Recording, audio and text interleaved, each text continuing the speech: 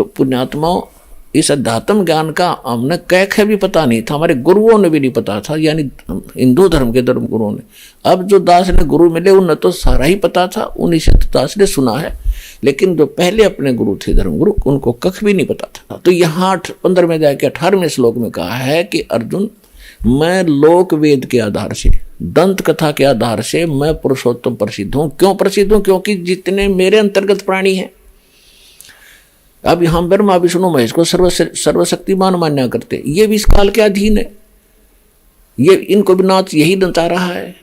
तो ये कहता है मेरे अंतर्गत जितने प्राणी किस ब्रह्मांड में, उन तक तगड़ा हूं मैं, उन तक शक्तिशाली हूं, इसलिए मैं पुरुषोत्तम नाम तक प्रसिद्ध हूं। लेकिन उसने स्पष्ट कर दिया उत्तम पुरुषत्व ने 70वें श्लोक में 15वें अध्याय के, कि उस पुरुषोत्तमता कोई और है, और उसकी जानकारी कहता मुझे पता ही नहीं। तत्वदर्शी संत बताएंगे ये दास बताओ कौन है? Kabir is God. Who is Kabir? अनंत कोट ब्रह्मांड का एक रति नहीं भारे, सतगुरु पुरुष कबीर हैं ये कुल के सर्जनहारे।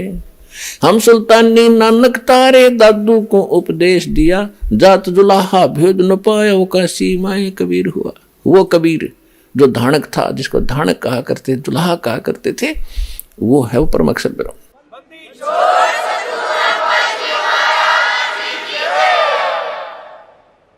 अब वो है आपका पिता। आप इस काल की भांग न पी के अपने बाप को भूल गए। ये दास आपको बताने आया है, और यह भांग उतारेगा आपकी। पहले तो ये एंटीबायोटिक कैप्सूल दे के ये ज्ञान सच्चा आपको दिया जाएगा, आपकी भांग उतरेगी। आप कहाँ रह रहे हो? काया तेरी है नहीं, ये माया कहाँ से हो, चरण कमल में ध्यान रखो, इन दोनों को खो। ये जब काया तेरी नया कोठी कैसे होगी, वो बैंक बैलेंस आपका कैसे हो जाएगा? तो ये आपके हृदय में उतरेगी यह बात, और लास्ट में यह फाइनल हो जाएगी जब इसको कई बार सुनोगे, क्योंकि अंदर मैल घना जमा हो गया। जिस संसार में रहते हो आप, वहाँ के लोग केवल उसी स्पीड में लग रहे हैं, उसी कर्म में लगे हुए हैं। तो आप यहाँ तो ज्ञान सुनकर जाते हो, आपको सही लगता है क्योंकि है ही सही, तो वहाँ जाकर अन्यों के जब कर्म देखते हो, क्रियाएं देखते हो, तो फिर वहाँ आपको भूल पड़ जाती है।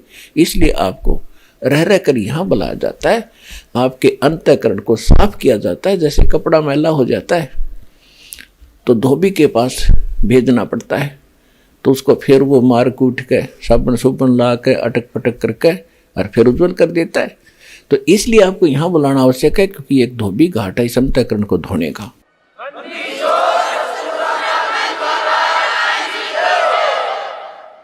और फिर आप जाओगे समाज में, कुछ दिन तो आपका अपना ये ज्ञान असर करेगा, फिर थोड़ी बहुत उनकी बातों पर फिर असर होना शुरू होगा। फिर आ जाओगे टाइम इतना, फिर सत्संग का समय हो गया, तो फिर आपका फिर सफाई हो जाएगी, फिर वो रुचि धीरे धीरे खत्म हो जाएगी। चाहे आपने अब जैसे बच्चे का ब्याह करते हैं, लड़के का या लड़की का, निरा सांग काटें, नाचें कूदें उदमस्तारें हैं, पता नहीं कितना खर्चा, फलान दे दे दकड़ा दे दे, ये मायादारी मस्करानी बकवास चला दी। और हमारे जैसे मीडियम से लोग, गरीब आदमी, खाम खा कमर तोड़वाओ अपनी मतलब देखम देखा रीस करके। बच्चों का ब्याह कति सिंपल वे से करो। आप अगर सुख चाहते हो, भगवान चाहते हो, अपने बच्चों को सुखी देखना चाहते हो और मोक्ष चाहते हो, तो दास के एक एक वचन पर विश्वास करो। ये गॉड गिवन है, परमात्मा के वचन है, किसी डूम भाट के गीत नहीं, को अपनी तरफ से कोई बनाया हुआ वचन नहीं है। देखो हमारे भगवान आए थे, सारी सृष्टि के रचनहार, सबके पालनहार, एक झोपड़ी में रहा करते थे। क्यों? वो तो एक शब्द में सेकंड के अंदर बहुत बड़ी कोठी बना सकते थे एक वचन से, लेकिन उन्होंने हमें दिखाया कि यहाँ इतना भी पर्याप्त है। अगर कोई किसी को इतना भी पर्याप्त है तो संतोष करना, लेकिन इस भक्ति को करते रहो। अब जैसे हम शादी ब्याह करते हैं, इसको कति कम खत्म करो, ब्याह सिंपल वे से करो, मतलब ब्याह तो करो लेकिन ये बकवाद मत करो, नाचना गाना। अब दास ने बहुत से ऐसे इतिहास देख लिए कि सामने कूद रहे हैं, नाच रहे हैं, डीजे बजा रहे हैं, और दुर्घटनाग्रस्त हो गया, वो लड़का मर गया जिसके ऊपर नाचे कूदे थे, जिसका विवाह था। अगले दिन टक्कर मार रहे हैं, रो रहे हैं। तो बताओ क्या हुआ?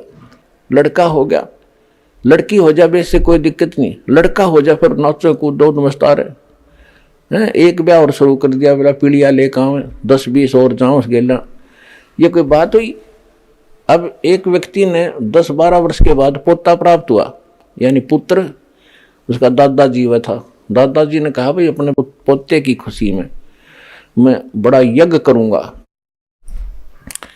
10-12 गांव को आमंत्रित किया, खूब पैसा जुटाया, खूब दारू दूरू पियाई, शराब पियाई, नाचे कूदे। अगले वर्ष जन्मदिन आने से पहले पोता मर गया। अब टक्कर मारे सारा कुनबा, अब मना ले जन्मदिन, अब नाच कूद ले, बना खुशी। तो इस गंदे लोक में आप भांग पी कर नाच रहे हो, अज्ञानता के अंदर ये बकवाद कर रहे हो। यहाँ तो एक एक सांस गिन के काटना पड़ेगा आपने, जब आपको ये ज्ञान हो जाएगा। ये बकवाद नहीं भावोगे।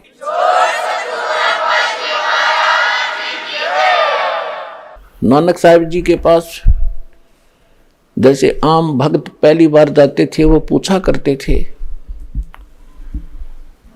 कि महाराज जी आप कभी खुशी दिखाई नहीं देते, क्या आप सदा ऐसे ही रहते हो, आप कभी खुशी दिखाई नहीं देते? तो नानक साहिब जी कहते थे भाई हमें पता लग गया हम कहाँ बैठे। हम प्रतिदिन अपनी मौत की तरफ जा रहे हैं, मुंह बाएं खड़ा हो मौत रूपी अजगर, और हम नाचते गाते उसकी तरफ जा रहे हैं। भांग के नशे में जा सकता आदमी, और जिसका नशा उतर जाएगा, सामने दिखा कोई सर्प, अजगर तो बहुत बड़ा हो से, सांप ने देख कर वापस भाग ले, यानी बचाव का कोई प्रयत्न करे। और आप खुश हो रहे हो और मौत की तरफ जा रहे हो, रोज एक दिन कम हो रहा है, मौत के निकट जा रहे हो, फिर भी नाच कूद रहे हो। तो तुम्हारी अकल गाम चली गई, तुम्हारे पास नहीं रही। नानक साहब ने कहा कि ना जाने काल की कर डारे, और किस विध ढल जा पास आवे, और जिनाते सरते मौत खुड़क दी, उन्होंने केड़ा हासावे। ना जाने कब के बिजली गिर जा, नाचे कूदे। प्रधानमंत्री जा रहा था पोलैंड देश का, पूरे मंत्रिमंडल के साथ किसी का शोक व्यक्त करने, और खुद एक्सीडेंट हो गया, पूरा का पूरा मंत्रिमंडल 95 आदमी मर गए। बता आगे क्या बनेगा? आगे हमें पता, परमात्मा के ज्ञान से गधा बनेगा और कुमार कब फंसेगा, कट पर लठ बाज जाएगा उसके, भूल गया भगवान, हो गया प्रधानमंत्री, जो काम करना था इस जीवन से उसको भूल गया।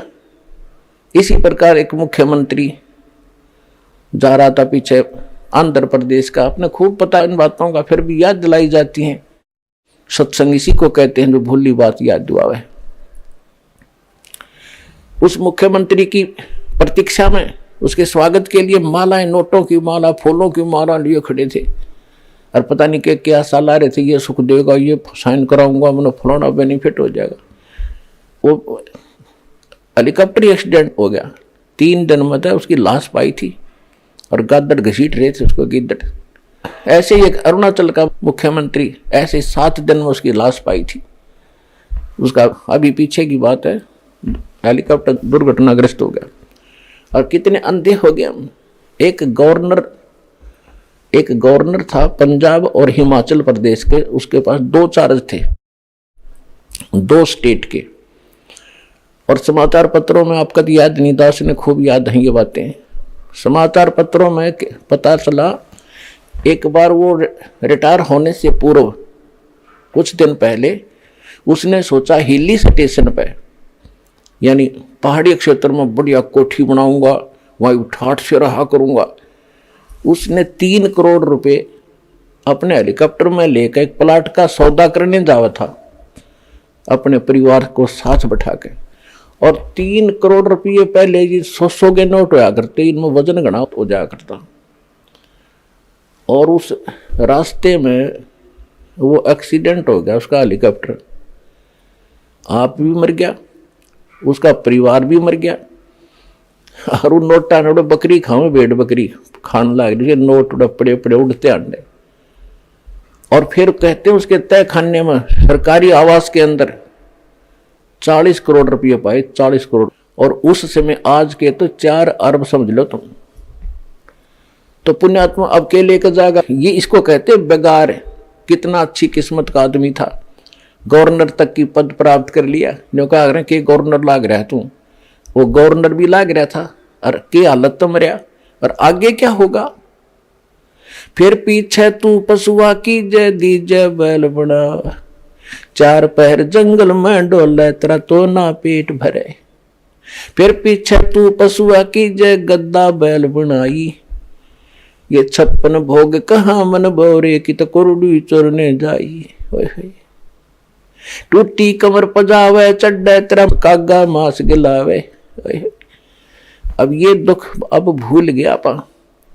हमने सोचा नौ किसने देखा, जिन्हें देखा वो बतावे और भगवान आके बतावे, फिर हम उनसे भी ओवरटेक कराएंगे, भगवान से भी ऊपर चले जाएंगे हम। वो तो फिर हमारी बकवाद होगी, हमारी मूर्खता और कोई सात बोल देरी होगी, हमारी कोई करड़ाई है वह, जो हम भगवान के इन वचनों को अनदेखा करेंगे। ऐसे ही यहाँ एक बार हरियाणा स्टेट के 2 कैबिनेट मिनिस्टर शपथ ली थी 2-4 दिन पहले, हेलीकॉप्टर में बैठ कर चल पड़े। वो हेलीकॉप्टर ही क्रैश हो गया, दुर्घटनाग्रस्त हो गया, दोनों मारे गए। तो ऐसा नहीं है कि क्या हम ना मरेंगे। कई भगत कह देते हैं जी, हम ऐसी बातें बताते हैं तो संसार के लोग कहते हैं तुम नहीं मरोगे, हम भी मरेंगे। हम कैसे मरेंगे? आए हैं सो जाएंगे ये राजा रंग फकीरे, एक सिंहासन चढ़ चले एक बंधे जात जंजीरे। जाएंगे हम भी, लेकिन हम कैसे जाएंगे? न भक्ति करने वाला चाहे कोई राष्ट्रपति हो किसी देश का, उसको ऐसे पकड़ कर ले जाएंगे यम के दूत जैसे अपराधी को ले जाते हैं। और जो भक्त है, चाहे रिक्शा चलाने वाला, चाहे मजदूर है, चाहे सेठ है, चाहे राजा है, चाहे प्रधानमंत्री है, जो सद्भक्ति करता है, कहते हैं उसको विमान में बैठाकर आदर के साथ भगवान लेकर जाएगा। तो इस आने और जाने में, इस मरने में अंतर है।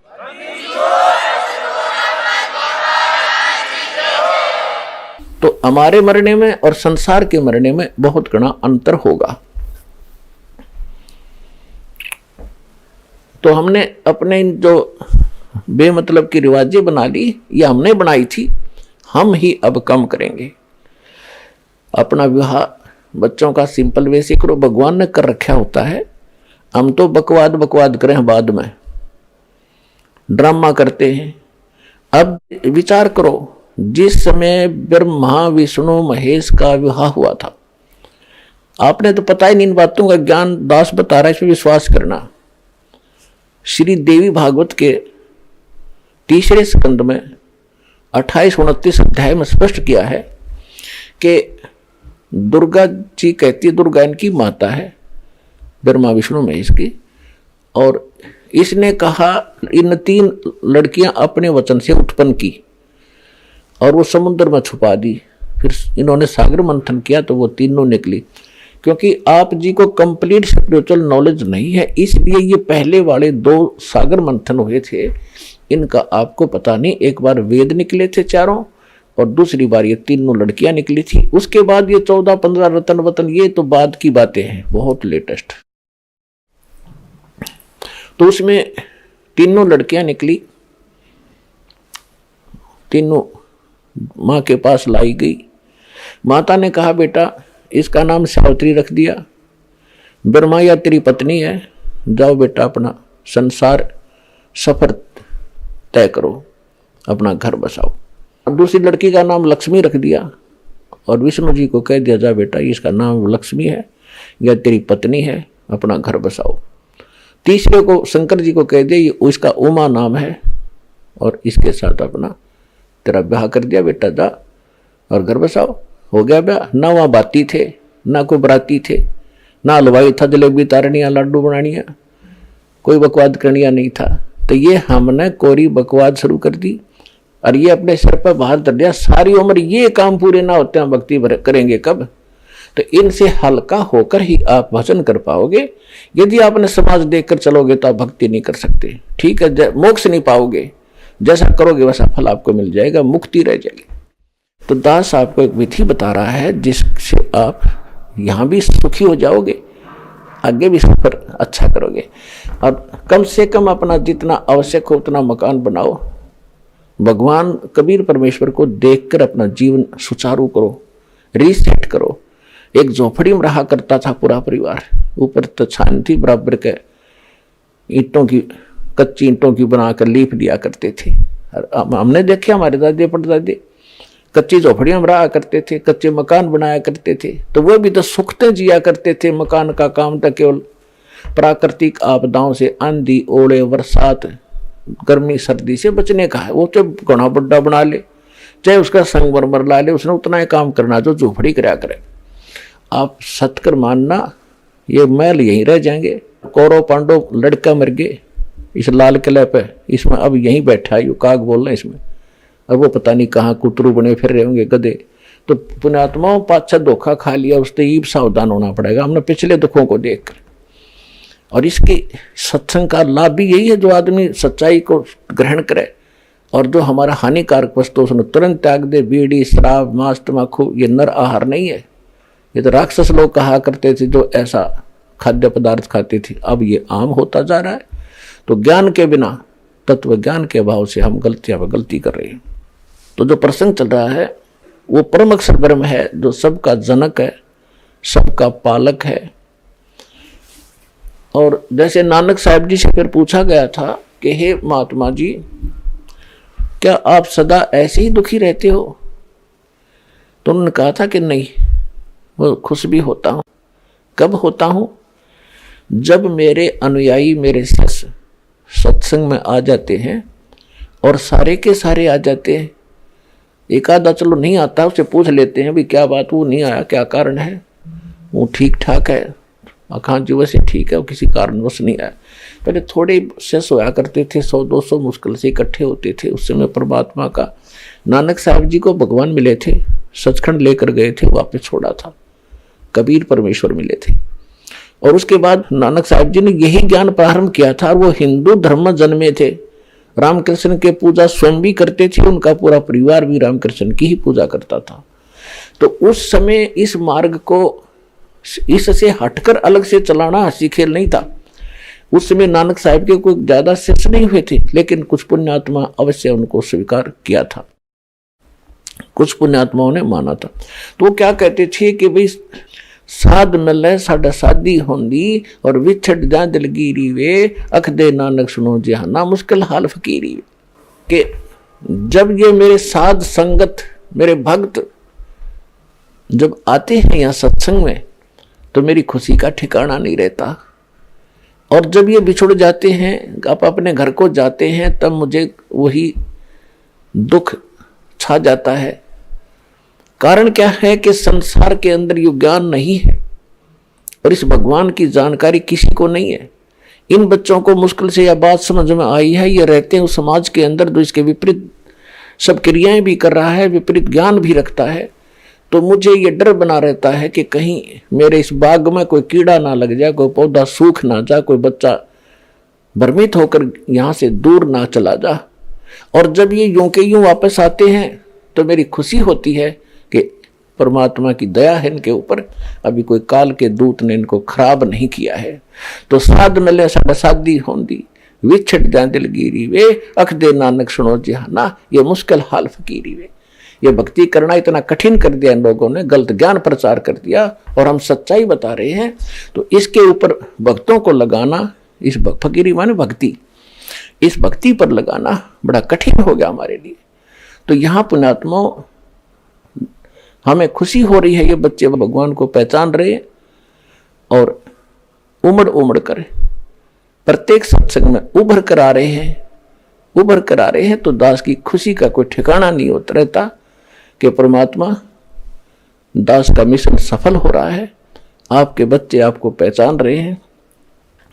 और पुण्यात्माओं, परमात्मा के विचार दास आपको बताता है, इन विचारों को जन जन तक पहुंचाओ, इस मिशन को सफल करो। दास आपको एक सुखद जमाना देगा, पूरा विश्व सुख से जिया करेगा।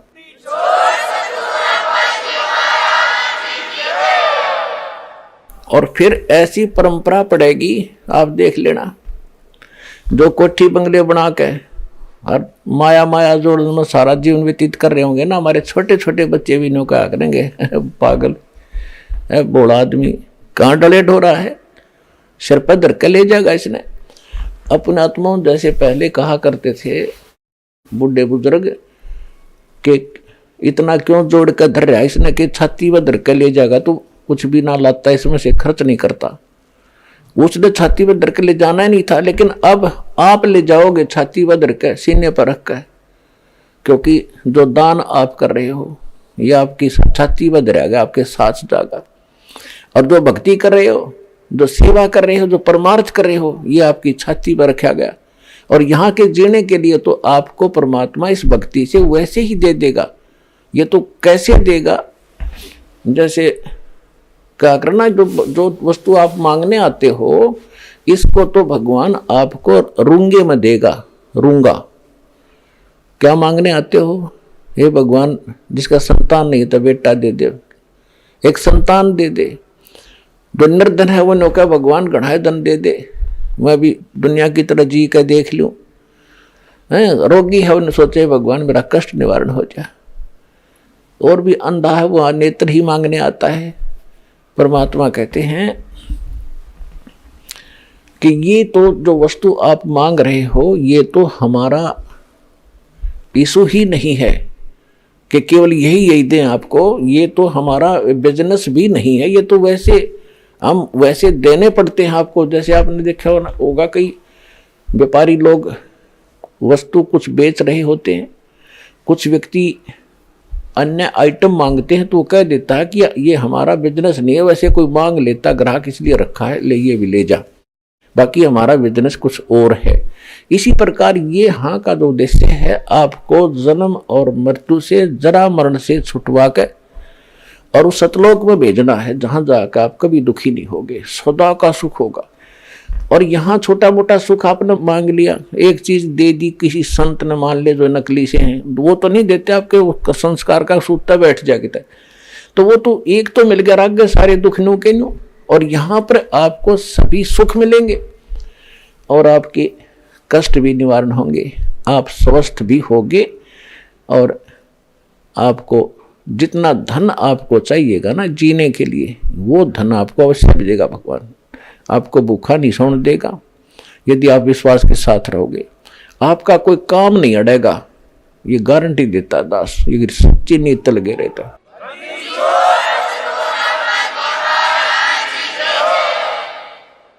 तो इस प्रकार तो हमने जो अपना जिस उद्देश्य को लेकर हम चल रहे हैं उस पर हमने दृढ़ रहना है। परमात्मा हमें क्या बताने आए थे, तो इसी प्रकार हमने अपने हर एक चीज को सुचारू रखना है, परमात्मा के ज्ञान को आधार बना कर जीना है। और उसी के आधार से हम चलेंगे तो हम यहाँ सफलता प्राप्त करेंगे। तो जो प्रश्न चल रहा है कि ये तो आपको रूंगे में देगा भगवान, रूंगे में। रूंगा क्या था, जैसे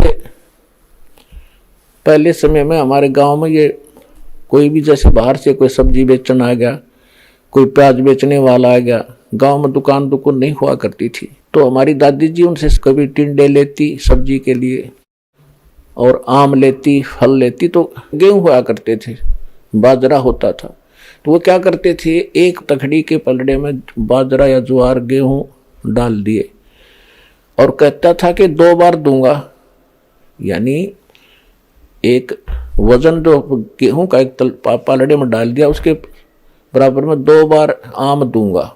अच्छा भाई दे दे। वो जब अपना सौदा तो पूरा हो गया, सारे आम दे दिए, फिर क्या करती हमारी दादी, रूंगा और दे भाई। उठा के एक छोटी सी आम भी टूटी सी वह पकड़ा देता, अगना बड़ा आम दे, वो एक और दे देता। उसने रूंगा कहा करते थे, यानी सौदे ते न्यारी वस्तु को रूंगा कहते। तो हमारा जो सौदा है आपको अमर करूं सतलोक पठाऊं, ताते बंदी छोड़ कहाऊं। बंदी छोड़ है हमरा नामम, अजर अमर है अस्थिर ठाम। हमारा मूल सौदा तो ये है, आपका मोक्ष कराएंगे, सतलोक ले जाएंगे, और वो सतलोक कैसा है वो बताएंगे। और तो बाकी आप यहाँ के संसारिक सुख मांगते हो तो वैसे ठाकर पकड़ाएंगे कि ले जा, ये सौदे में नहीं है, ये तो उन्हें देने पड़ेंगे आपको, नहीं तो आपका पूंजी खत्म हो जाएगी। तो यहाँ परमात्मा कहते हैं कि वो सतलोक कैसा है, शंखों लहर मेहर की उपजे कहर नहीं जा कोई, दास गरीब अचल अविनाशी सुख का सागर सोई। जहां पर शंखों लहर मेहर की उपजे, वहां कोई कहर नहीं, कोई अकाल नहीं, कोई फ्लड नहीं, कोई सूखा नहीं पड़ता, कहीं रोग नहीं, कोई कष्ट नहीं। वहां शंखों लहर मेहर की उपजे। दास के साथ बहुत बार ऐसा बनता है, अकेला होगा कभी, मालिक के चिंतन हो रहा होगा, एकदम ऐसा हिलोर उठेगी अंदर ते, जैसे सब अपना सा दिखेगा, पूरा विश्व है, चाहे किसी ने हमने कितना स्था रखा हमारे को, उसके प्रति भी वो दोष नहीं आता, वो भी बुरा सा नहीं लगता। वह मेहर की लहर थी और वो कुछ क्षण के लिए रहती है। उसके बाद हम कोशिश भी करके देखते हैं कि उस व्यक्ति के प्रति हम क्यों इतना, जिसने हमें सता रखा है उसके प्रति क्यों दुखी हैं, लेकिन वो बात नहीं बनती जो उस समय बनी हुई थी। तो परमात्मा कहते हैं वहां ऐसी लहर हिलोर आपको सदा उठेगी, वहां कोई दुख नहीं, किसी चीज का अभाव नहीं, या तो खींचाता नहीं, हमने आप बना ली, हम अपने आप चोर बन गए, लुटेरे बन गए, रिश्वतखोर बन गए, अपने कर्म बिगाड़ दिए। क्यों? क्योंकि हम ये चाहते हैं कि इसने कोठी बनाई मैं भी बनाऊं, इसकी बड़ी कार है मैं इससे बड़ी लूं तो इज्जत हो। तो परमात्मा कहते नहीं, ये इज्जत का तरीका नहीं। और वहां सतलोक के अंदर कोई कहर नहीं, तो यहाँ ये इज्जत का तरीका नहीं है, तो आपका कर्म बिगड़ेगा ज्यादा। और वहां सारी चीज सबको एक जैसी उपलब्ध है, एक जैसे आपके मकान, एक जैसे हर तरफ बहुत सुंदर। वहां का आपका जो रेजिडेंस है, यहाँ के राष्ट्रपति नहीं रख सकते, आसपास भी नहीं, वो आपका वहां इतना सुख और सारे चीज हरे भरे सदाबहार, हुआ बाग बगीचे, सदा फल फ्रूट भरे रहते, आपके कोठे भरे रहते हैं गेहूं से, जो वहां का कणक है उससे, और किसी प्रकार खाओ पियो और भगवान की भक्ति करो। वहां आपका भोजन भी तेज पुंज का, आपका शरीर भी तेज पुंज का। कई वक्त असमंजस में पड़ जाते हैं, खाना खाते हैं, वहाँ इतनी सफाई है तो विसर्जन भी करते होंगे, पेशाब टट्टी भी जाते होंगे, नहीं, वो शरीर के अंदर ही कंज्यूम हो जाता है, वो ऐसा शरीर है। क्योंकि आपको ये ज्ञान नहीं है जरा सा भी, सारी चीज वहाँ की यहाँ से कति भिन्न है, लेकिन मनुष्य ऐसे ही है, स्त्री ऐसी है, बच्चे भी होते हैं, लेकिन वो फिर युवा सत्यर में आकर के सब एक जैसे हो जाते हैं। इस प्रकार वहाँ वृद्ध अवस्था नहीं है, केवल सदा युवा रहते हैं, कभी कोई मृत्यु नहीं होती। और वहाँ जो आपस में प्यार है एक दूसरे के साथ, वो यहाँ तो वर्णन भी नहीं कर सकते, उसको डिफाइन भी नहीं कर सकते। तो वो झगड़ा और लूटा खसोटी वहाँ होती है जहाँ विषमता आ जाती है, जहाँ समानता नहीं है। अब जैसे यहाँ एक मिनी रिहर्सल का आप कर रहे हैं सतलोक आश्रम बरवाला जलाइसार में, आपको सबको एक भंडारे में रोटी मिलेंगी, एक जैसा आहार, एक जैसी थाली में आप देखोगे सबको एक जैसा व्यवहार बर्ताव हो रहा है, एक जैसा बैठने को, एक जैसा ओढ़ने को मिला है, एक जैसा स्थान है। तो यहाँ आकर आप में राग द्वेष होए को नहीं, राग द्वेष वहाँ होता है, इसको दूध दे दिया मेरा तो चाय भी ना पूछी, तो वहाँ होता है राग द्वेष, ऐसा नहीं होगा। तो ये एक मिनी रिहर्सल है, यहाँ तो प्यार से आप पर हो गया। आपको मान ले लाइन में लग रहे हो और रजाई ले रहे हो, तो आपको जल्दी नहीं हो सकती, अक मिलेगी 2 मिनट पीछे मिल जाए, क्या बात हुई। तो वहाँ होती है थोड़ी सी उथल पुथल, जहाँ किसी चीज का अभाव हो जाए। तो परमात्मा के उस लोक में किसी चीज का अभाव नहीं है, सबको हर चीज उपलब्ध है, सब सुखी हैं, वहाँ जन्म मृत्यु नहीं होती है, सब युवा है, वृद्ध अवस्था का दोष वहाँ कष्ट नहीं है। इब्न सोचो आपने यहाँ तो मरना पड़ेगा, आपने तो सबको मालूम है कि मृत्यु होगी, और हमारे पूर्वज चले गए, आप भी जाओगे, सबको मालूम है। और आप फिर जिस स्थान को और जिस संतान को आप अपनी मान रहे हो, आपकी है नहीं, ये तो परमात्मा का स्थान या पृथ्वी भगवान की है। और इस पर अरबों खरबों लोग इन किलों पर रजिस्ट्री करा करा मर गए, लड़ लड़ या मेरी, और वो कहाँ है? का मनमान की तो बिच्छू बन कर घूम रहा होगा कि तो जंगल में, अब वहीं रहेगी कोठी भी, वो किले एकड़ जमीन भी वहीं पड़ी रही। तो ये पूरी मालिक की माया है, उसी की संपत्ति है। और ये संतान, ये बच्चे आपके संस्कारवश जुड़े हैं, ये भगवान के बच्चे आपके नहीं हैं। और ये आप अपने मान भी रहे हो तो मृत्यु के बाद आप इनके नहीं रह सकते। तो इसलिए इस बात को आधार बांधकर आपको रहना इन्हीं के अंदर है, क्योंकि आपका जो रोल है, भूमिका है, उसको पूरा करो, अपना पूरा करो, मालिक साथ रहेगा, आसानी से आपका आप लेखा जोखा सुलझ जाएगा। और फिर ये इरादा रखो कि फिर हम वहां जाएंगे सतलोक में, वहां की इच्छा बनाओ, इन पोते पोतिया में, इन कोठी कोठिया में यहां आशा मत रखो।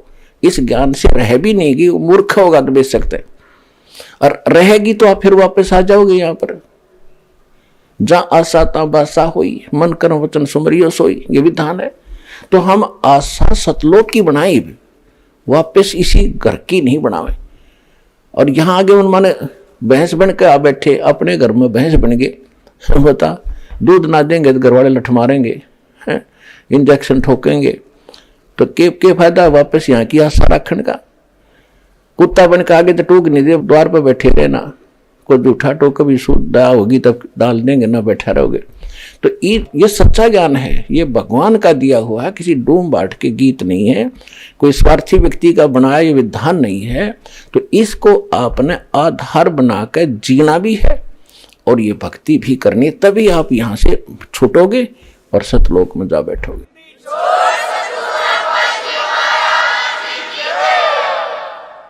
तो वो सतलोक ऐसा है जहां आपको हम ले जाना चाहते हैं, जहां के हम यहां से आपका वीजा और पासपोर्ट दोनों बना रहे हैं। ये बनवाओ, इसको सुरक्षित रखो। और नकली जो संत हैं वो नकली वीजा बनाते हैं, काल तक का वीजा इसी के लोक में रहने का, और यही जन्म मृत्यु के चक्कर में आपको डाले रखेंगे। उनसे छुटकारा आप भी पाओ, और जहाँ तक पार बसाओ प्यार से। ये मार्ग झगड़े का नहीं है, ना किसी के साथ जबरदस्ती करनी है। काल को भगवान, काल ने परमेश्वर कबीर जी से प्रार्थना की थी, परमात्मा कलयुग में जब आप कह रहे हो चौथे युग में जीव ले जाओगे, तो किसी के साथ जबरदस्ती ना करियो, आप तो सब समर्थ हो, लेकिन किसी को जबरदस्ती अपने मार्ग में ना लगाना। आप ज्ञान से उसको अपना बनाना, आपके ज्ञान को समझे आपका, आपके ज्ञान को ना समझे वो मेरा। परमात्मा ने भी यही कहा था कि बिल्कुल ऐसा ही है, जब ज्ञान ही नहीं समझेगा मेरा कैसे हो सकता, वो तो तेरा ही रहेगा। अंडरस्टूड था दाता को, तथास्तु किया था। तो इसी प्रकार आप किसी से घर का सदस्य है, चाहे किसी और गुरु का शिष्य है, उसके साथ धक्का नहीं करना, ना जबरदस्ती करना, ना खुरकाना धमकाना, प्यार से रह करीब ज्ञान सुनाओ प्यार से। एक बार ना सुना, कुछ दिन के बाद फिर से धीरे धीरे शुरू करे, तो धीरे धीरे ये ज्ञान ऐसा है अंदर समावेगा। जरा सी भी चर्चा होगी तो उसके अंदर की जो खलबली मच जाएगी उसके, और कुछ दिनों के बाद वो फिर अपने आप मालिक के मार्ग पर आ जाएगा। तो ये तरीका है। अब जो प्रसंग चल रहा है कि परमात्मा स्वयं आते हैं और ये यथार्थ ज्ञान को सुनाकर हमें इस दलदल से निकालना चाहते हैं। आज तक हमें ये ज्ञान किसी ने बताया नहीं, हमें कोई ऐसा भगवान बताया नहीं।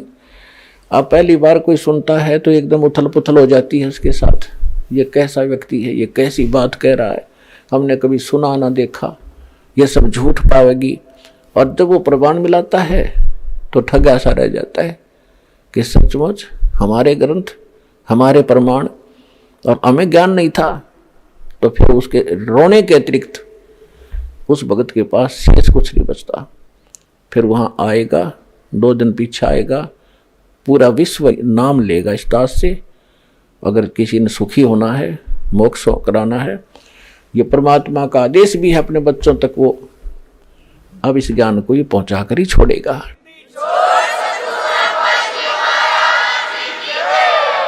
चाहे जो कितना भी दृढ़ होकर बैठ गया वो अपने गुरु के ज्ञान पर, मेरे गुरु का ज्ञान सही है, गुरु जी बिल्कुल सच बताते, मैं नहीं मानूंगा, लेकिन इस सत्य में इतना दम है, ये मना कर मानेगी।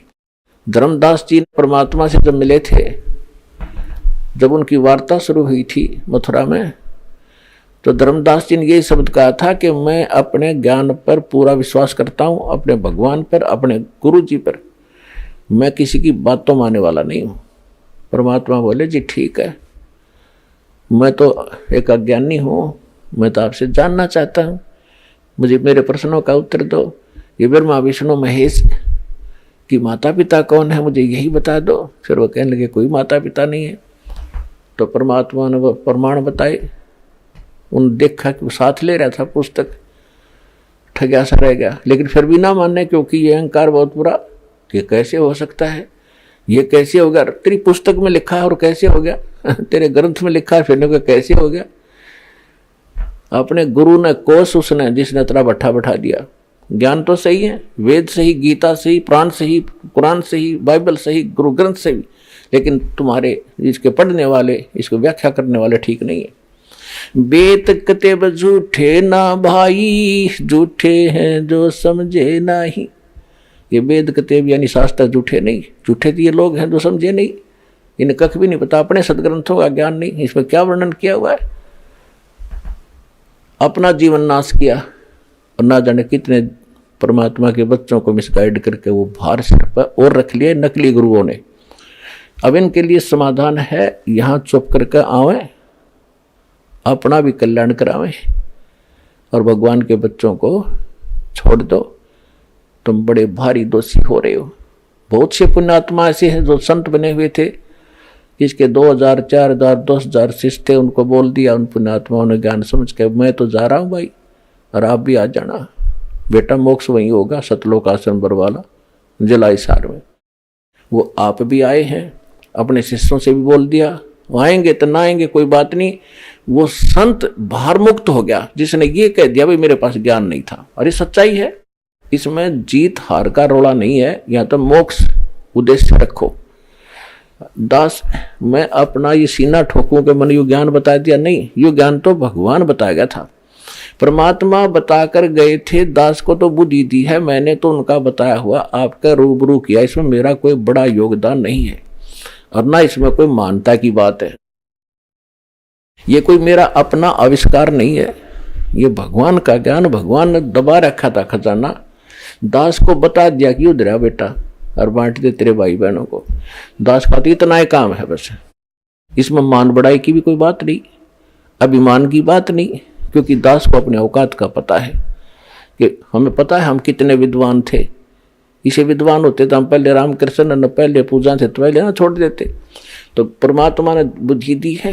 तो इसी प्रकार जो संत आज भ्रमित हैं वो सोचें, इस बात पर विचार करें, उनको भी भगवान चाहिए और भगवान ही सरेआम खड़ा, कति आगे खड़ा और भी ना पहचानोगे, धिक्कार है तुम्हारे ज्ञान और तुम्हारी विवेक को।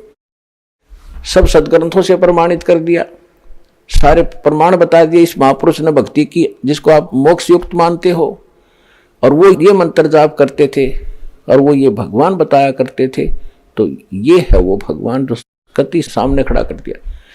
और अब भी कोई नहीं पहचानेगा तो वो बालक है या फिर जानबूझ कर बकवाद कर रहा है जिसको भक्ति और भगवान की आवश्यकता नहीं है।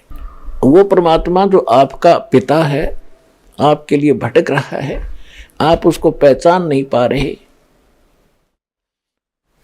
वो क्या कहता है,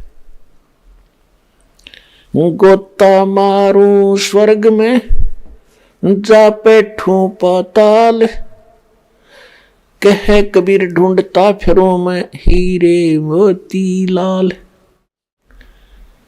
जो जन मेरी शरण है ताका हूं मैं दास, और गेल गेल लाग्या फिरूं जब तक धरती आकाश।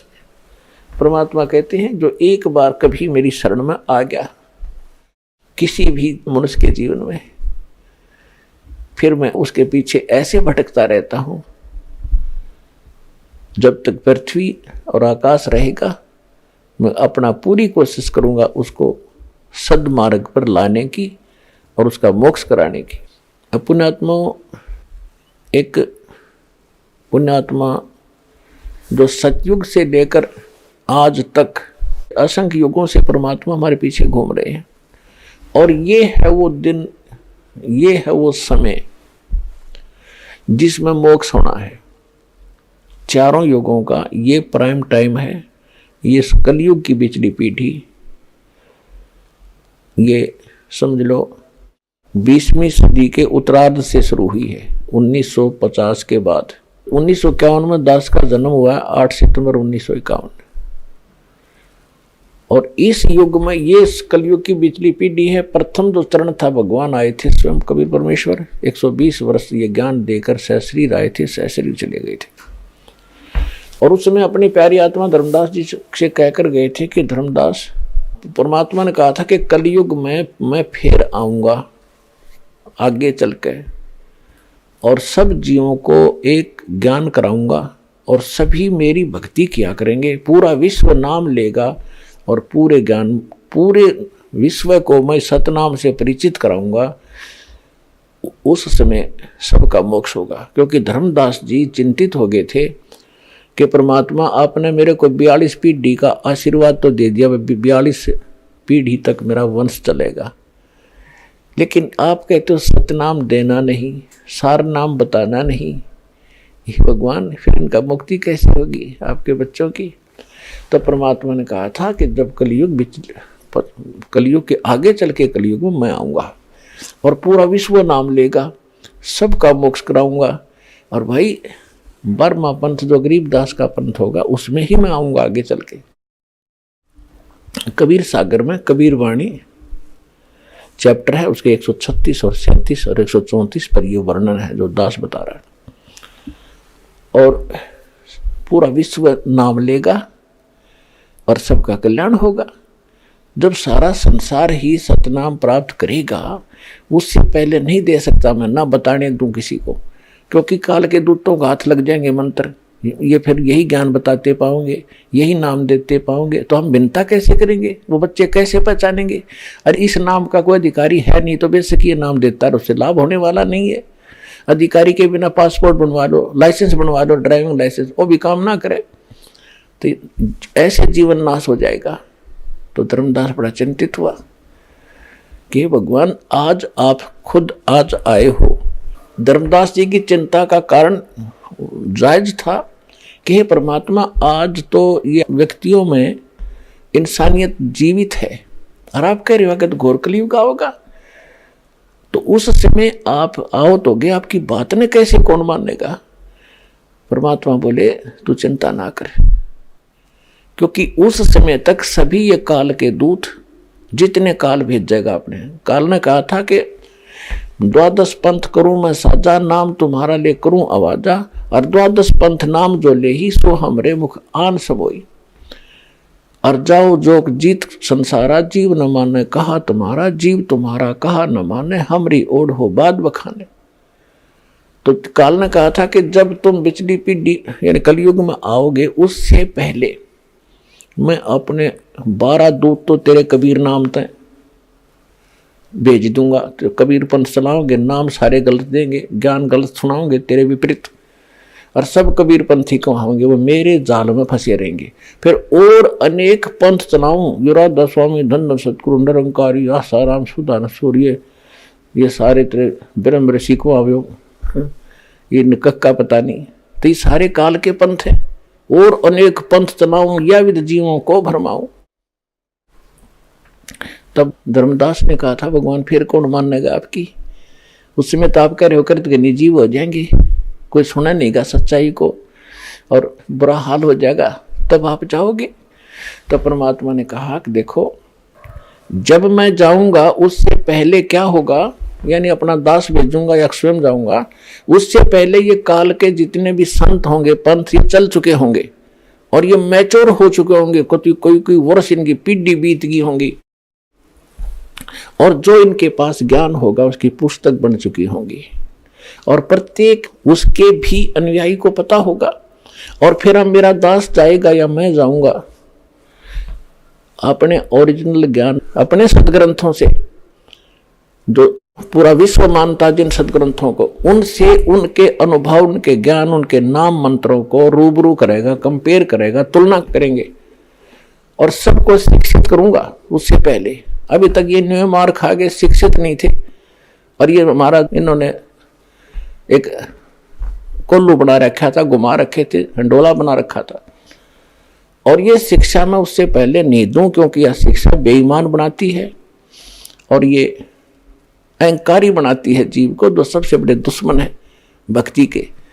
फिर धर्मदास जी ने कहा था फिर ये बेईमान इतने बढ़ जाएंगी, कैसे सेट होंगे कि इस ज्ञान में इतनी शक्ति है, वो अपने आप सेट हो जाएंगे।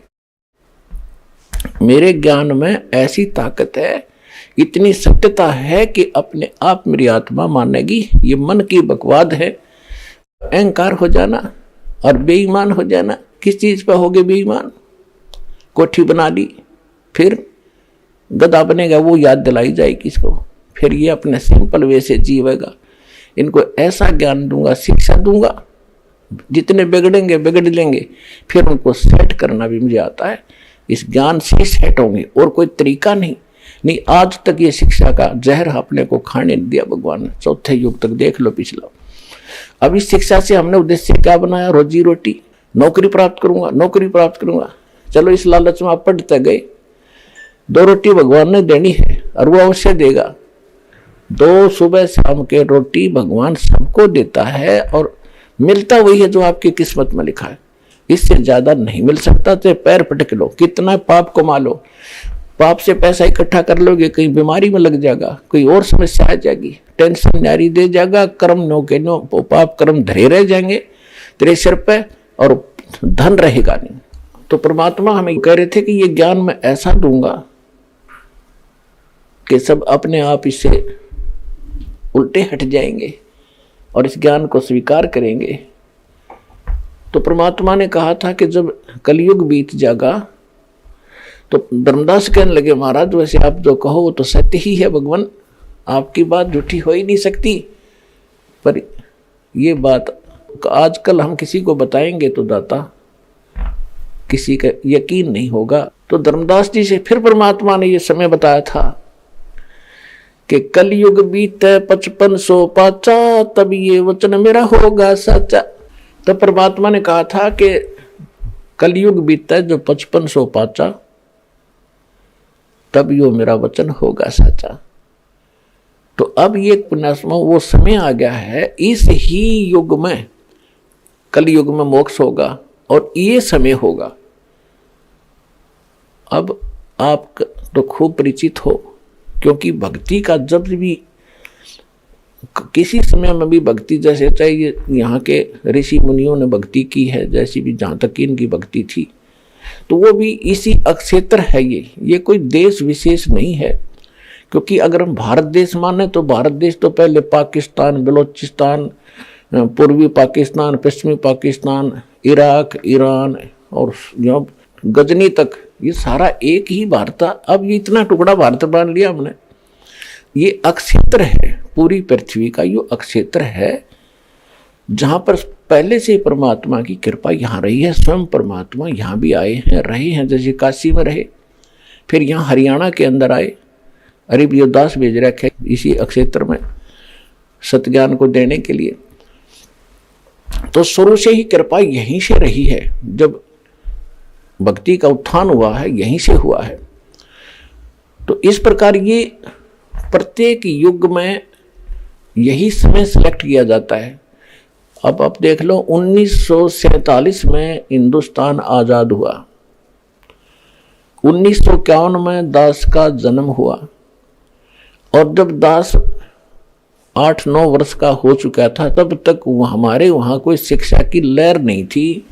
अध्यापक धक्के तो पकड़ के लिया करते, माँ बाप ने समझा के बच्चा ने पढ़ाओ, नौकरी लग जाएंगे, ऐसे हो जाएगा, तो तब मुश्किल से भेजा करते। हमारे समय में लड़कियों को तो पढ़ाया ही नहीं करते थे जब हमारा शुरुआत थी इस पढ़ाई की। मेरी 2 सिस्टर तो अनएजुकेटेड रहेगी थी, घर के जाने नहीं दिया करते, या रुचि नहीं थी, ज्ञान नहीं था। तो कहने का भाव ये था कि ये शिक्षा अब दी दाता ने, और आप देख रहे हो इस शिक्षा ने कितना कहर तोल दिया। अब 20-30 वर्ष के इधर इधर देख लो, कितनी बेईमाना, कहाँ तक गिनवा में कौन कौन भ्रष्ट हो गए। अब देखो राजनेता कितने अच्छे करैक्टर के हुआ करते पहले वाले, देखो, और अब क्या सत्र हो गया इनका। सारे तो नहीं है लेकिन अधिकता आ गई है। इसी प्रकार अधिकारी देख लो, और जजों के ऊपर भी ऐसे लांछन लगने लगे। जज की पोस्ट पर बैठ कर जो आदमी अन्याय करे है, तो इसका कारण क्या है? हम भगवान भूल गए, उसका विधान भूल गए। तो कितनी गिरावट आ गई हमारे अंदर। अब बेसिक गिरावट आ गई, या परमात्मा समझो आवश्यक थी, जरूरी थी और हमारी मजबूरी थी। शिक्षा के बिना भगवान नहीं पहचान सके थे। और फिर देखो दाता की कृपा, अभी सन 2000 के बाद ये कितना विस्तार हो गया मोबाइल का, टेलीविजन, कितने चैनल चाल पड़े, धार्मिक चैनल, फलाने चैनल, और किस प्रकार के प्रोजेक्टर, ऐसे इंस्ट्रूमेंट बनवाए। ये आदमी के बनाए हुए नहीं है, ये भूल ना करना कभी भी। ये परमात्मा का दिया माइंड है, परमात्मा ने बनवाए हैं। ये मनुष्य यही थे, लाखों वर्ष बीत गए, इन ढंग से कोई सानी काटने का गड्ढा सा बनाना नहीं आया। और एक रेडू के अंदर 6 खेतर जोड़ के रथ का करते, सबसे बड़ा वाहन सुंदर, 6 घोड़े जोड़ कर उसने घसीटिया इंडिया करते, कितों को काट ले जाते, ना सड़क थी ना कुछ और थी। तो ये मेन माइंड नहीं है, ये भगवान का दिया हुआ आपके लिए, कि इसके बिना आप ना देख सकते, ना पहचान सकते भगवान को, और ना ग्रंथों को सत्य मान सकते। आप अपनी डफले पीटे थे सभी, कोई कहता ये सच्ची है, कोई कहता नहीं मैं कह रहा ये सत्य है। अब सत्य तो सदग्रंथ बताओगे कौन सा है, वो दास ने रूबरू कर दिया। इन सभी जितने भी संत हुए हैं, जिनको भगवान मिला उनको छोड़कर, ये नकली जितने हैं, इनके अनुभव की पुस्तकें आपके रूबरू कर दी कि ये ऐसा बताते हैं। और जिनको भगवान मिला वो संत ये बताते हैं, और हमारे ग्रंथ ये बताते हैं। हमारे ग्रंथ जो बताते हैं और जिनको भगवान मिला वो संत बताते हैं, वो दोनों एक बता रहे हैं। तो इसके विपरीत जिनके विचार हैं वो शास्त्र विधि को त्याग के और मनमाना आचरण है, वो उसमें आपको कोई लाभ नहीं होगा। गीता अध्याय नंबर 16 के श्लोक नंबर 23 और 24 में यही प्रमाण है कि अर्जुन, जो शास्त्र विधि को त्याग कर मनमाना आचरण करते हैं, उनको न तो कोई सिद्धि प्राप्त होती है, न उनकी गति होती है, न उनको कोई सुख होता है। और इसलिए भगवान को भजते हैं हम, इसलिए भगवान की भक्ति करते हैं कि हमारे जीवन सफर में आने वाले पाप कर्म रूपी कांटे जो हमें दुखदाई होने थे वो कटे, वो साफ हों। तो इसलिए भगवान की आवश्यकता थी। जब तक हम भक्ति नहीं करते, पूर्ण परमात्मा नहीं मिलता, तब तक तो हम केवल अपना किया कर्म ही भोगते हैं। पाप भी भोगने पड़ेंगे और पुण्य भी, दोनों जो लिख रखे आपकी किस्मत। तो इस लिखी हुई किस्मत में जो लिखा है पाप या पुण्य, अब पुण्य को तो कौन कटावे, पाप पे कटाया करे। तो ना तो ब्रह्मा जी काट सकते, ना विष्णु जी, ना शिव जी, ना दुर्गा जी, बाकी सारे इनके नीचे देवता, उनका तो बात छोड़ दो। ना ब्रह्म काट सकता सरपुरुष, ना अक्षर पुरुष काट सकता उस कर्म के कांटे ने। केवल परम अक्षर ब्रह्म काट सकता है। तो उसकी शरण में आने के बाद फिर आपके जो भक्ति रूपी सफर में पाप कर्म रूपी कांटे होंगे, वो ऐसे साफ करेगा। कैसे और किसके करेगा? जब आपके हृदय में ओनली कबीर इज गॉड ये रह जाएगा कि कबीर इज गॉड, कहते नहीं, आत्मा मानेगी सब प्रमाण देख के, और फिर सुख देगा आपको, फिर गवाही देगी आत्मा। कहाँ? भगवान तो यही है। तो जिस समय आप किस स्थिति में आ जाओगे, पति भर्ता पद पर। पति भर्ता किसे कहते हैं? वो लड़की अपने पति के अतिरिक्त अन्य किसी पुरुष में वो आस्था पति वाली ना रखे। बाकी सबका आदर सत्कार करना वो अन्य वस्तु है, वो शिष्टाचार है, आवश्यक है। तो इसी प्रकार जैसे हम किसी वस्तु की डिमांड को वस्तु प्राप्त करना चाहें, तो अपने भगवान कबीर साहब के अतिरिक्त अन्य किसी देवी देवता में सपने में भी इच्छा ना हो कि ये इससे मांग लूं, इससे मैं इच्छा करूं या मुझे कुछ राहत दे। तो तब आप पति भर्ता पद पर होगे। तो उसके विषय में बताया परमात्मा गरीबदास साहिब ने कि पति भर्ता जमी पर जो जो धर है पाओ, समर्थ झाड़ू देत है ना काटा लग जावे। कहते हो समर्थ वो परम अक्षर ब्रह्म कबीर साहब आपके जीवन रूपी सफर में आगे आगे चलेगा झाड़ू लेकर कि मेरे बच्चे के, मेरी प्यारी आत्मा के काटा ना लग जा, यानी इसको कोई पाप दुखी ना करते। तो पुण्यात्मा काटा निकालते हैं ना, तब भी पीड़ा होती है थोड़ी सी, पर वह एक बार होती है। तो अभी आप जो इतने काटे आपने पैराम लगा रखे हैं असंख्य युग के, अरे ये धीरे धीरे निकलेंगे। यानी पाप आपको सुख करने के लिए थोड़ा बहुत कोई कष्ट भी हो रहा है तो नो सोच ले भगवान काटा काट रहा है। कहते हैं संत शरण में आने से आई टले बला, जय मस्तिष्क में सूली हो वा काटे में टल जा। यानी इतना कष्ट होगा आपके ऊपर जैसे आप भक्ति में लगे आते हो। और कुछ कहते हैं जी अभी कुछ लाभ हुआ नहीं, मेरा चौथा चक्कर हो गया। ये तो सारी उम्र चक्कर लगाना पड़ेगा तुमने यहाँ पर। आपने सोचो गुरु जी झाड़ा ला दें तुम ठीक हो गए जाओ घर ने, ऐसी गलती रामपाल नहीं करेगा। आपको ज्ञान देगा, आपका आने वाला जीवन और सुखी करेगा इस भक्ति मार्ग से। और भगवान से मिलाने के लिए पूरा प्रोसेस आजीवन करना पड़ेगा आपको। राम नाम रटते रहो जब तक घट में प्राण, कभू तो दीन दयाल के बेनक पड़ेगी ही कान। जिस समय तक बच्चा आखिरी पढ़ाई नहीं कर लेता, कोई ट्रेनिंग करने गया 5 वर्ष की है, तो जब तक वो ट्रेनिंग पूरी नहीं होती तब तक उसको कॉलेज में उस इंस्टीट्यूट में जाना पड़ेगा, हाजिरी लगवानी पड़ेगी, नहीं तो फिर फेल हो जाएगा। तो आप कोई नौका में 5 बीमार आ गया जी, गणा कोई विशेष लाभ तो नहीं हुआ है। तो ये धीरे धीरे होगा। जैसे डॉक्टर के पास एक ही मर्ज के 2 मरीज जाते हैं, एक को तो 10 दिन की दवाई में औषधि पे ठीक कर देता है, और एक को कहता भी अभी और टाइम लगेगा, 2 महीने 3 महीने तक औषधि देनी पड़ जाए, क्योंकि उसका रोग अधिक था और उसका तरीका यही है, इन औषधि से के सेवन करते रहने से ही कटेगा। तो ठीक इसी प्रकार समझ लेना, जिनके थोड़े पाप कर्म हैं वो जल्दी सुलझ जाते हैं, जिनके ज़्यादा दुखी है कोई ना, परमात्मा तो समर्थ है, उनको भी खत्म करके छोड़ देगा, लेकिन उसमें समय लगेगा। तो जल्दी ना करना, इस पृथ्वी में कोई ठिकाना नहीं आपको इस सतलोक आसन बरवाला के अतिरिक्त, ये याद रखना।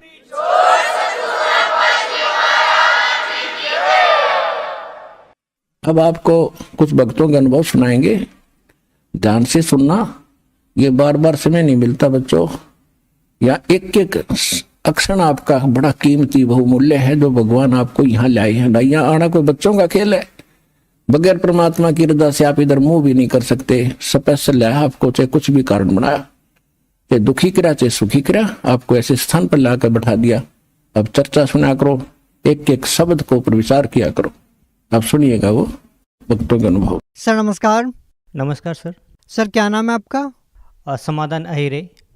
कहाँ से हैं सर आप? मैं गांव सटाना, नासिक, महाराष्ट्र से हूँ सर। सर संत रामपाल जी महाराज से नाम दीक्षा लेने से पहले आप क्या भक्ति साधना करते थे? सर हम महाराष्ट्रियन होने के कारण वारकरी संप्रदाय में मुझे पकड़ के तीसरी जनरेशन है हमारी जो वारकरी संप्रदाय में चल रही थी। मेरे दादा थे, मेरे पिताजी थे, और हम सब वारकरी संप्रदाय में विठोबा महाराज, जो ज्ञानेश्वर, तुकाराम महाराज, इनको हम पूछते थे सर। तो सर हम वारकरी संप्रदाय को छोड़ के फिर 1994 में हम राधा स्वामी पंथ से जुड़े। जब मैं 5वीं कक्षा में था तो वहाँ काफ़ी भक्ति करी, और उसके बाद 1996 में मुझे मेरे पिताजी ने वह मतलब डोनेट कर दिया, मतलब भेंट कर दिया राधा स्वामी पंथ में प्रचारक के रूप पे। तो मैंने 3-4 महीने वह प्रैक्टिस करके फिर मैं राधा स्वामी पंथ में एक प्रचारक के रूप में, एक बाल संत जिसको बोलते हैं राधा स्वामी पंथ में, तो उसका प्रचारक रहा कम से कम 2014 तक।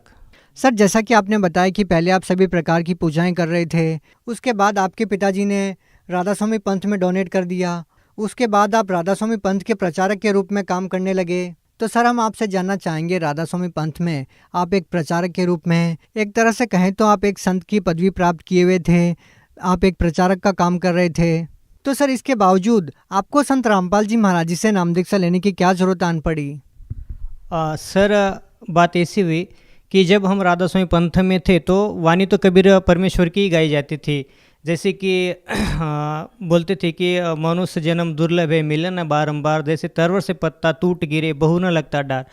तो जो ये क्वेश्चन था मन में, मैं मतलब हर एक सत्संग में ये दोहा दोहराता था कि मनुष्य जन्म आदमी को सिर्फ एक ही बार मिलता है, उसके बाद अलग 84 में जाना ही पड़ता है। जो पाप करेगा उसका पाप का जो फल है वो अलग से और पुण्य का अलग से मिलेगा। तो ये पता नहीं चलता था कि और कबीर साहिब की जो कई वाणी उसके अंदर लिखा है कि पृथ्वी पे एक बार एक ही संत आता है, दूसरा उसके बराबर हो नहीं सकता।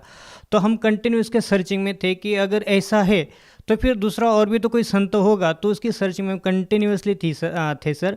तो उसके दौरान हमें संत रामपाल जी महाराज जी लिखित जो ज्ञान गंगा पुस्तक है वो हमें 13 दिसंबर 2013 में मिली सर। तो वो हमने पढ़ी, कम से कम 2-2.5 महीने उसको पढ़ा, और उसके ऊपर लिखा था कि इसी चैनल पे इतने इतने बजे संत रामपाल जी महाराज का कार्यक्रम चलता है। तो फिर वह कार्यक्रम मैंने खुद देखा।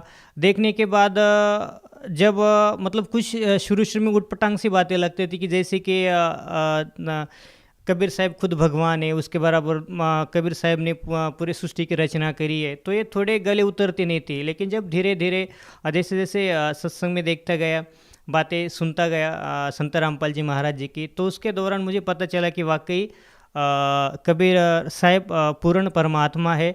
और फिर एक जिज्ञासा मन में बने कि क्यों ना हम संत रामपाल जी महाराज जी से जुड़े।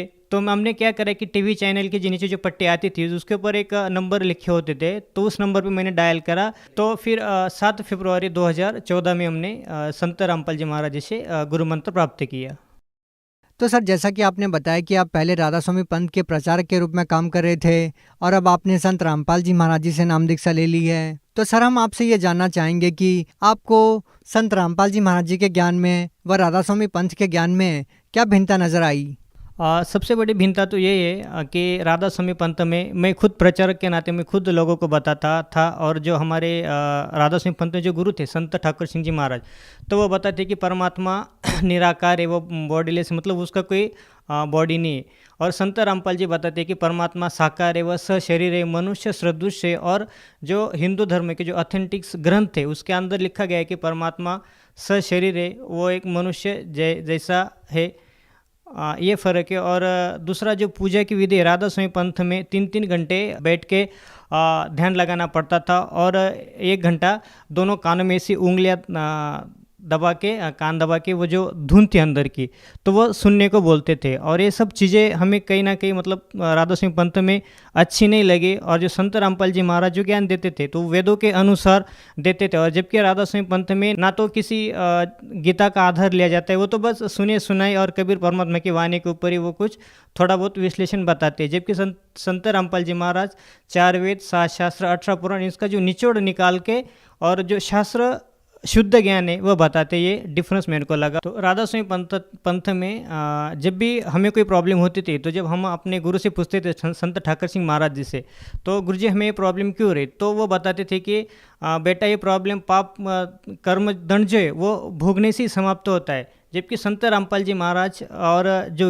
अपने वेद है उसके अंदर लिखा गया है कि परम संत रामपाल जी महाराज बताते हैं कि पूर्ण संत जो होता है वो पाप घोर से घोर पाप कर्मों को भी वो काट देता है, और वेद में उसका प्रमाण भी है। संत रामपाल जी महाराज वेदों के अनुसार बताते हैं कि पूर्ण परमात्मा साधक की अगर आयु कम भी हो तो वो भी अपने वो आयु भी बढ़ा देता है, और घोर से घोर पाप भी वो काट देता है। सर, जैसा कि सभी लोग जानते हैं कि हिंदू धर्म में एक मान्यता है कि गुरु नहीं बदलना चाहिए, गुरु बदलना पाप है। तो सर, पहले आपने राधा स्वामी पंथ के संत ठाकुर सिंह जी महाराज से आपने नाम दीक्षा ले रखी थी, और अब आपने संत रामपाल जी महाराज जी को गुरु बना लिया है। तो सर, आपको कहीं ना कहीं ये नहीं लगता कि गुरु बदल के आपने कोई पाप किया?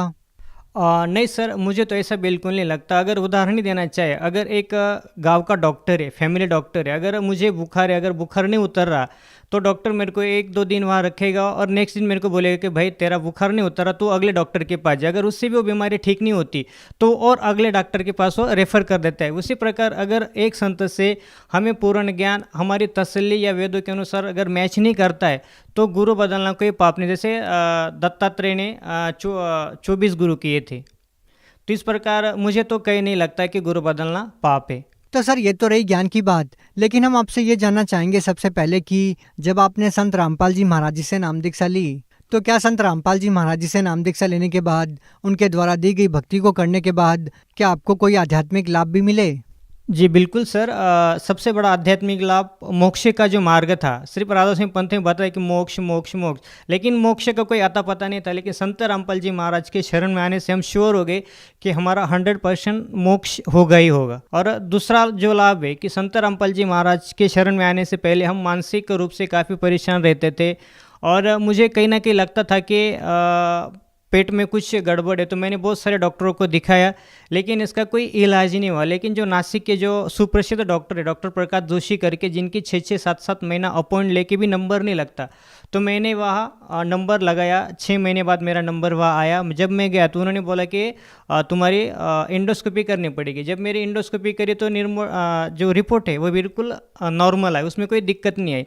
फिर हमारे डॉक्टर बोले कि आपको जो मानस रोग तज्ञ है तो उनके पास आपको ले चलना चाहिए। तो फिर उसी दिन वो मेरे को उस डॉक्टर मूले करके है, तो उनके पास भी लेके गए। तो मैंने कम से कम 6-7 महीने वो मानसिक रूप की जो दवाइयाँ होती है तो वो भी मैंने खाई, लेकिन वहाँ कोई किसी प्रकार का मेरे को लाभ नहीं हुआ। लेकिन जब मैंने संत रामपाल जी महाराज की शरण ग्रहण करी तो सभी जो दुख, जो व्याधि थी, जो बीमारियाँ थी, वो परमात्मा की संत रामपाल जी महाराज जी की दया से सब नष्ट हो गई। सर मैं आप आज पूरी तरह स्वस्थ हूँ और किसी प्रकार का कोई शारीरिक कष्ट नहीं है। तो और सबसे बड़ा एक लाभ, आर्थिक लाभ ऐसा हुआ सर जी कि जो मल्टीनेशनल कंपनी वाईके लैबोरेटरीज करके, तो उसके लिए लोग BSc एग्री करके जो स्टूडेंट है, जो लोग हैं, तो वो तरसते उस जॉब के लिए। संत रामपाल जी महाराज की दया से मुझे आज मैं रीजनल सेल्स मैनेजर के महाराष्ट्र के पद पे उचित, तो मेरे को कंपनी सारी फैसिलिटीज़, अच्छी तनख्वाह दे रही। और जब मेरे को कोई देखता है, जब मैं किसी के साथ डील करता हूँ, तो सामने वाला मेरे को देख के हक्का बक्का रहता है कि यार तेरे को इतनी बड़ी पहुँच कैसी क्या मिल गई। ये बस संत रामपाल जी महाराज जी की दया है। जिस जॉब के लिए लोग अच्छे अच्छे पढ़ाइयाँ करके, अच्छे अच्छे डिग्री करके 3-3 4-4 साल भटकते, लेकिन मैंने बस एक दिन मन ही मन प्रार्थना की कि हे भगवान, मेरी भी एक हे गुरुदेव, मेरी भी एक प्रार्थना है कि मैं भी एक बार नौकरी में ट्राई करके देखूं। तो बस ऐसे ही एप्लीकेशन किया और संत रामपाल जी महाराज जी की दया से वो मेरा एप्लीकेशन पास हो गया और मैं महाराष्ट्र का पूरा कृषि का पूरा काम आज मैं देख रहा हूँ। तो एक और लाभ हुआ, मेरी माता जी को ब्रेन ट्यूमर था, तो नासिक में बहुत सारे डॉक्टरों को दिखाया, शिरडी में दिखाया। तो उसके बाद हमें धुलिया देखा। जब धुलिया वाले ने हमें सीधा पुणे हॉस्पिटल, पुणे हमें रेफ़र कर दिया। जब माता जी को ले के हम वहाँ गए तो डॉक्टर ने सीधा जवाब दे दिया कि भाई अगर इसका हम ब्रेन का ऑपरेशन करते तो एक तो डेड हो सकती है, या तो उसको पैरालिसिस हो सकता है, या फिर उसकी जीवा वगैरह, मतलब उसका कोई ना कोई एक अंग तो खराब होना ही होना है। तो हमने संत रामपाल जी महाराज जी से फ़ोन पे प्रार्थना लगाई कि गुरुजी, दास की माँ को ऐसी ऐसी तकलीफ है और डॉक्टर ऐसा ऐसा बता रहे। तो संत रामपाल जी महाराज जी ने हमें आदेश दे के, बेटा डॉक्टर जैसा बोलते हैं वैसा करो, डॉक्टर की मानो। तो हमने डॉक्टर को बताया कि डॉक्टर हम श्योर है। तो डॉक्टर ने बोला कि इसको कम से कम 6-7 लाख रुपया तो खर्चा आना ही आना है, और पेशेंट की कोई गारंटी नहीं है। तो हमने परमात्मा की जोत जलाई संत रामपाल जी महाराज जी के फ़ोटो के आगे, और हमने कहा गुरुजी बस आपकी बेटी है, आप ही देखना। तो जब मेरी माता जी का सुबह मॉर्निंग में 7 बजे ऑपरेट चालू हुआ, तो रात को 8 बजे तक मेरी माँ का ऑपरेशन, मतलब कुल मिला के 13 घंटे ऑपरेशन चला। और मेरी माँ जब ऑपरेशन थिएटर से बाहर आई तो डॉक्टर ने, जब मेरे जीजा जी बाहर ही खड़े थे गेट पे, तो माता जी को पूछा कि ये कौन है, तो माता जी सीधा बोली कि मेरे दामाद जी है। तो ये सबसे बड़ा लाभ हुआ। और जब माँ थोड़ी थोड़ी बोलने लगी 1-1.5 महीने बाद, तो माँ ने हमें खुद बताया कि संत रामपाल जी महाराज मेरे सिराने खड़े रहे और मेरा एक हाथ दबा के रखा और कहा, बेटी मैं तेरे साथ हूँ, तू डर मत। तो आज संत रामपाल जी महाराज के दया से हम अपनी माँ को अपनी आँखों से देखते हैं तो काफ़ी खुशी होती है, और एक लगता है कि आज भी संतों रूप में भगवान इस पृथ्वी पे मौजूद है और इतने बड़े बड़े लाभ दे सकता है। संत रामपाल जी महाराज के अलावा और किसी संत के पास हमें ये चीज़ें नहीं मिली कि जो संत रामपाल जी महाराज हमें मुफ्त में दे दी। सर, जैसा कि आपने बताया कि पहले आप राधा स्वामी पंथ में एक प्रचारक के रूप में काम कर रहे थे, उसके बावजूद भी आपको कोई विशेष लाभ नहीं मिला, और उसके बाद जब आपने संत रामपाल जी महाराज जी से नाम दीक्षा ली तो आपको बहुत सारे लाभ मिले। तो सर, हम आपसे ये जानना चाहेंगे कि आज भी जो लोग राधा स्वामी पंथ में जुड़े हुए हैं, उन लोगों को आप क्या संदेश देना चाहेंगे, क्या कहना चाहेंगे? हाँ, तो मैं सभी राधा स्वामी पंथ के सभी भाई बहनों से प्रार्थना करता हूँ कि मैं खुद एक राधा स्वामी का प्रचारक रहा हूँ, खुद संत ठाकुर सिंह महाराज की गोद में खिला हूँ, उनके साथ मैंने, मतलब सब चीज़ें उनके साथ मैंने शेयर करी है। तो जब मैं कम से कम 16-17 साल उनके पंथ में रह के मुझे किसी प्रकार का कोई लाभ नहीं मिला। तो भाइयों, आपको क्या लाभ हो सकता है? तो आओ संत रामपाल जी महाराज जी से नाम दीक्षा लेके अपना जो अनमोल जीवन है उसको सुधारो। और साक्षात भगवान के रूप में संत रामपाल जी महाराज अभी प्राइम टाइम पृथ्वी पे आए हुए हैं। तो आओ उनसे नाम दीक्षा ग्रहण करो और अपना जीवन सफल करो। सर, जो व्यक्ति संत रामपाल जी महाराज जी से नाम दीक्षा लेना चाहेगा वो उनसे नाम दीक्षा कैसे ले सकता है? संत रामपाल जी महाराज जी के प्रवचन बहुत सारे टीवी चैनलों पे आते हैं। उनके नीचे एक पट्टी चलती है, फ्लैश होती है, उसके नीचे जो नंबर, कॉन्टैक्ट नंबर दिए गए उनके ऊपर कॉल करके हर एक डिस्ट्रिक्ट में, चाहे वो महाराष्ट्र हो, गुजरात हो, राजस्थान, मतलब हर एक राज्य के हर एक डिस्ट्रिक्ट में संत रामपाल जी महाराज जी के दया से नामदान सेंटर खुले हुए हैं। आप वहाँ कांटेक्ट करके नाम दीक्षा प्राप्त कर सकते हैं। सर, आप महाराष्ट्र के लोगों को अपनी मराठी भाषा में क्या कहना चाहेंगे? मी सगळ्या भाविक भक्तांना मराठीत एकच प्रार्थना करतोय की मनुष्य जन्म हा परत परत मिळणार नाही आहे। कारण एक तुकाराम महाराजांचं एक अभंग आहे, नको नको मना गुंतू माया जाळी, काल आला जवळी ग्रासावा, या काळाची ही उडी पडेल बा जेव्हा, सोडविना तेव्हा माय बाप। जर काळाची उडी, मग संत तुकाराम महाराजांना काळ या शब्दाची वापरायची काय गरज पडली? तर त्याच्यामुळे मी सगळ्यांना प्रार्थना करतो की काळाची उडी केव्हा पडेल, कधी पडेल, कोणावर पडेल काही सांगता येत नाही। त्याच्यामुळे सगळ्या भाविक भक्तांना, महाराष्ट्रवासियांना दासाची करबद्ध प्रार्थना आहे हात जोडून की प्रत्येकाने संत रामपालजी महाराजांच्या शरणेतून आपल्या मनुष्य जीवनाचं कल्याण करावे, ही सगळ्यांना हात जोडून प्रार्थना। जी, बहुत बहुत धन्यवाद सतसाहेब।